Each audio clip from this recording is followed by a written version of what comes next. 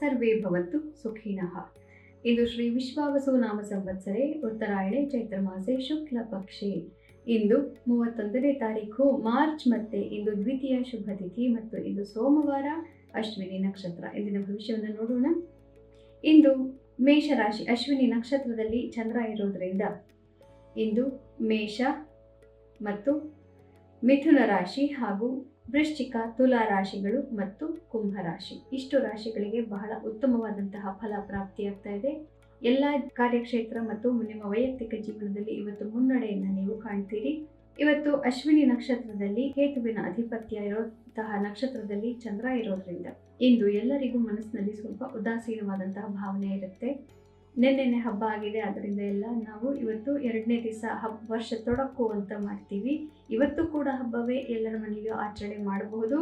ಅದರಿಂದ ಹಬ್ಬದ ಊಟವನ್ನು ತಿಂದು ಸ್ವಲ್ಪ ಜಾಡ್ಯ ಜಾಸ್ತಿನೇ ಇರುತ್ತೆ ಮತ್ತು ಸ್ವಲ್ಪ ಮುಂಗೋಪ ಇವತ್ತು ಎಲ್ಲರಿಗೂ ಇರುವಂತಹ ಸಾಧ್ಯತೆ ಇರುತ್ತೆ.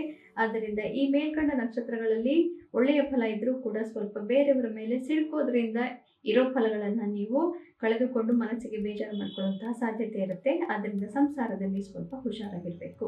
ಮತ್ತೆ ಇಂದು ವೃಷಭ ರಾಶಿ, ಕರ್ಕ ರಾಶಿ, ಕನ್ಯಾ ರಾಶಿ ಹಾಗೂ ಮಕರ ರಾಶಿಗಳಿಗೆ ಸ್ವಲ್ಪ ವಿಷಮ ಫಲ. ಮನಸ್ಸಿಗೆ ಅಷ್ಟೊಂದು ನೆಮ್ಮದಿ ಇರೋದಿಲ್ಲ. 2ನೇ ದಿನ, ವರ್ಷದ 2ನೇ ದಿನ ಆದರೂ ನೀವು ಸುಖವಾಗಿ ಇರಲೇಬೇಕಾದ್ದು.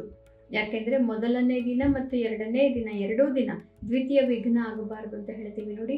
ಆದ್ದರಿಂದ ಮನಸ್ಸಿಗೆ ನೆಮ್ಮದಿಯನ್ನು ತಂದುಕೋಬೇಕು. ಬೇಡದ ವಿಷಯಗಳಲ್ಲಿ ಸುಮ್ಮನೆ ಯೋಚನೆ ಮಾಡಿ ಕೊರಗುವಂತಹ ಒಂದು ಮನೋಭಾವನೆಗೆ ಬೀಳಬಾರದು.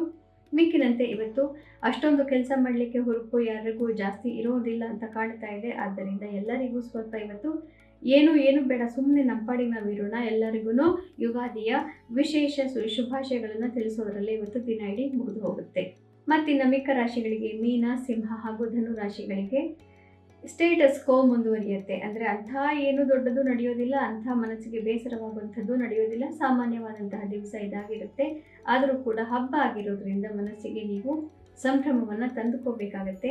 ಯಾಕೆಂದರೆ ನಿಮ್ಮ ಸಂಸಾರದವರು, ಕುಟುಂಬದವರ ಬಗ್ಗೆ ಅತಿ ಹೆಚ್ಚಿನ ಗಮನ ಇಂದು ನೀವು ಕೊಡ್ತಾ ಇರ್ತೀರಿ. ಕುಟುಂಬದವರು ಎಲ್ಲ ರೀತಿಯಲ್ಲೂ ಮುಖ್ಯ ಅನ್ನೋದನ್ನು ಇವತ್ತು ಈ ಯುಗಾದಿ ನಿಮಗೆ ಮನಸ್ಸಿಗೆ ಬಹಳನೇ ಕೂಲಂಕುಷವಾಗಿ ಮನದಟ್ಟು ಮಾಡಿಕೊಡುತ್ತೆ. ಆದ್ದರಿಂದ ಈ 3 ರಾಶಿಗಳಿಗೆ ಕುಟುಂಬ ಚೆನ್ನಾಗಿದ್ದರೆ ನೆಮ್ಮದಿ ಅನ್ನೋದು ಇವತ್ತು ನಿಮಗೆ ನಿಜವಾಗಲೂ ಅರ್ಥವಾಗುತ್ತೆ. ಪುನಃ ನಾಳೆ ನಾನು ನಿಮ್ಮ ಭವಿಷ್ಯದೊಂದಿಗೆ ನಿಮ್ಮೆದುರಿಗೆ ಬರ್ತೇನೆ. ಎಲ್ಲರಿಗೂ ಶುಭ ಮಸ್ತು. ಶ್ರೀಕೃಷ್ಣ ವಿಜಯತೆ.